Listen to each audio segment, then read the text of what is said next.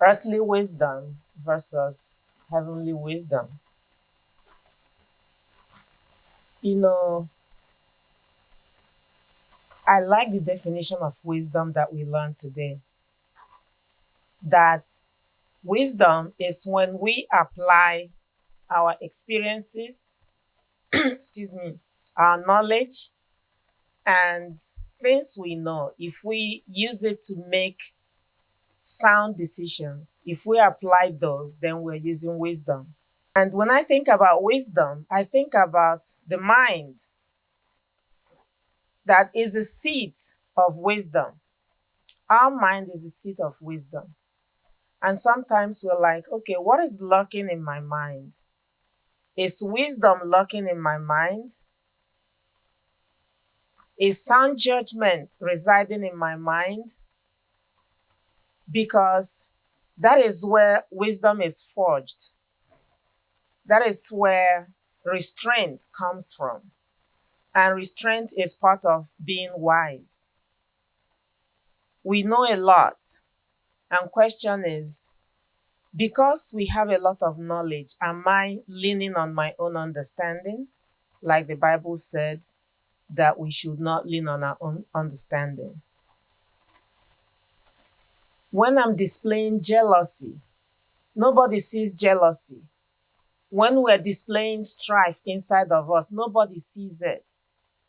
When we're displaying selfish ambition, nobody actually sees when it's brewing. And the question is that wisdom? Is that godly wisdom? If I call myself a child of God, am I applying wisdom? So today, let us reflect on what we heard about wisdom. Let us reflect on the fact that when we have the mental attitude, because the enemy attacks us in our minds. The enemy will not tell us, go and steal, go and do all these things that people see as bad. But inside of our minds, what is the posture of our mental attitude? Is it full of love?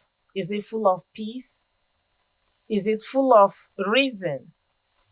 One of the definitions the Bible gave is that true wisdom is open to reason. True wisdom seeks peace. So when my mind is not peaceful, when I kind of feel bad about somebody's success, I'm not showing wisdom, but nobody sees it. It happens in the mind. So let's search our minds today that whenever something negative comes up, whenever there's something lurking in the mind is very tricky. Whenever there's anything that doesn't please God that is coming up in our minds, it's time for us to know that we're not applying wisdom. It's time to go back and say, God, forgive me. I'm not being wise. I'm leaning on my own understanding right here. Help me. So I pray that that's the prayer of our hearts today. Today's sermon is about us being reflective inside of us. Let's search inside of us because that's where God looks at. God doesn't look at our actions. He looks at what informs those actions. And if it's not informed by his wisdom, then whatever we're doing doesn't make sense to him. He wants us to apply wisdom. He wants us to apply what we've learned about him to our lives.